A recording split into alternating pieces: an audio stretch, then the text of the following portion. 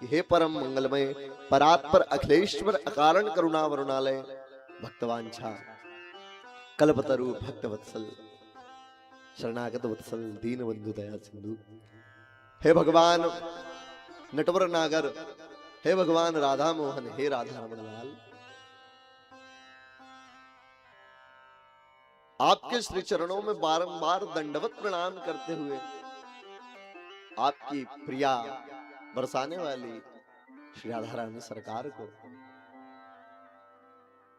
दंडवत प्रणाम करते हुए जिस परम पवित्र और पुनीत कथा का सप्ताह दिवस पर्यंत हम आश्रय लेने जा रहे हैं, श्रीमद् भागवत की कथा। इस कथा ने हम पर कृपा की, महाराज ये हमारे घर चली आई। नहीं तो उस कथा की महिमा तो क्या है।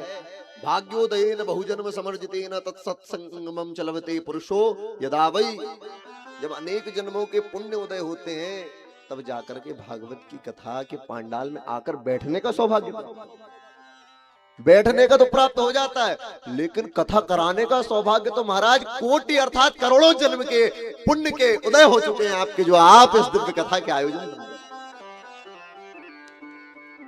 आयोजक के रूप में। तो दिव्य ये कथा श्रीमद् भागवत की कथा जो कि पतितों को पावन करने वाली है, सत्संग का मार्ग बताने वाली है, शांति को देने वाली है, ज्ञान को बढ़ाने वाली है, भक्ति को महाराज भक्ति में तो डुबा देने वाली है। और महाराज वैराग्य की चर्चा तो उसमें क्या की जाए।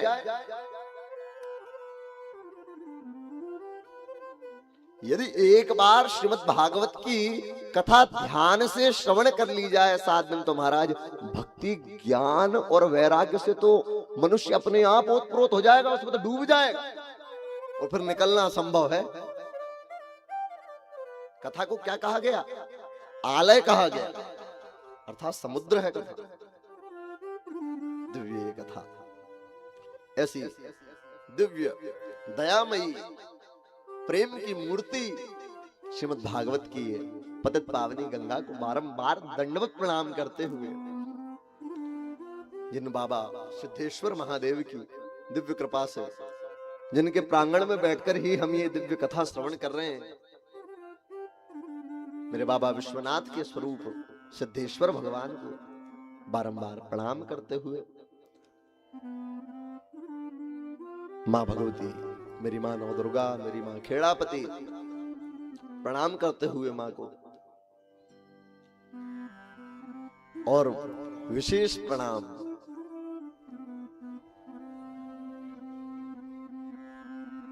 जो इस कथा के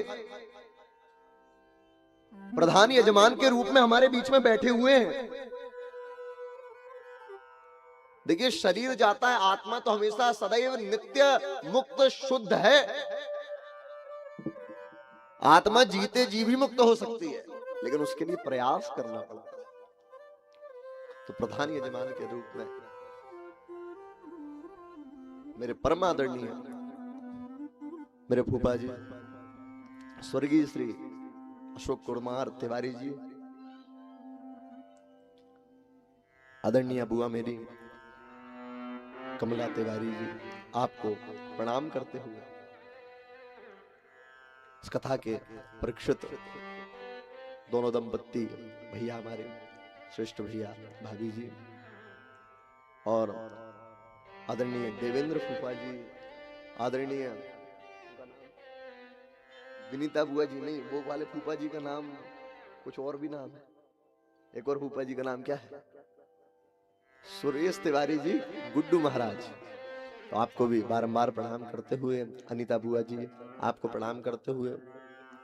और ये ध्यान रखिएगा, कथा में कभी भी ये मत सोचा करिए कि गुरु जी ने हमारा नाम नहीं लिया या महाराज जी ने हमारा नाम नहीं लिया। अरे जिनका नाम नहीं लिया वो तो यहाँ बैठे हुए हैं पहले से।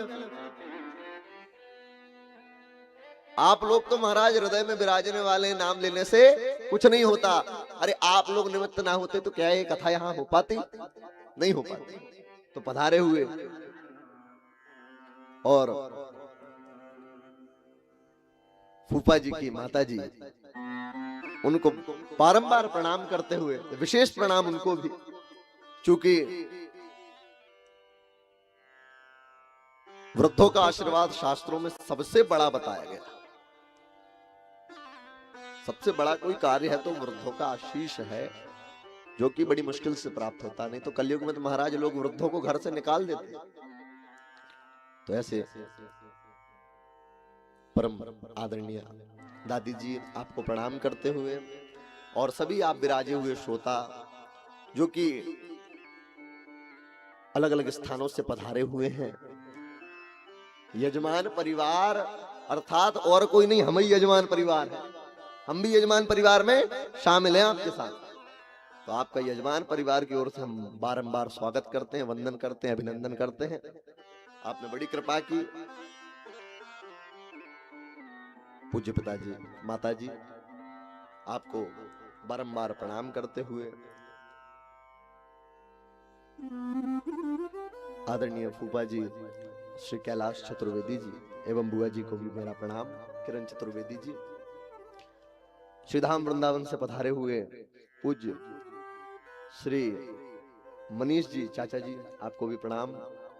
आप सभी सुर साधक बंधु आपकी तपस्या को, साधना को प्रणाम करते हुए, आपके हृदय में विराजी मां जगत जननी सरस्वती को प्रणाम करते हुए, और सी राम मैं सब जग जानी करहूं प्रणाम जोरी जुग पानी,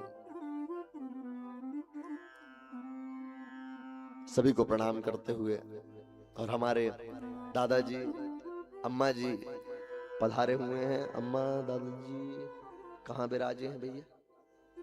अम्मा वहीं विराजे हैं, दादाजी तो वो विराजे। आपको प्रणाम बारंबार, अम्मा को वहीं से प्रणाम, सभी को प्रणाम करते हुए, कथा की मर्यादा में प्रवेश करते हुए, कथा में प्रवेश करते हुए आइए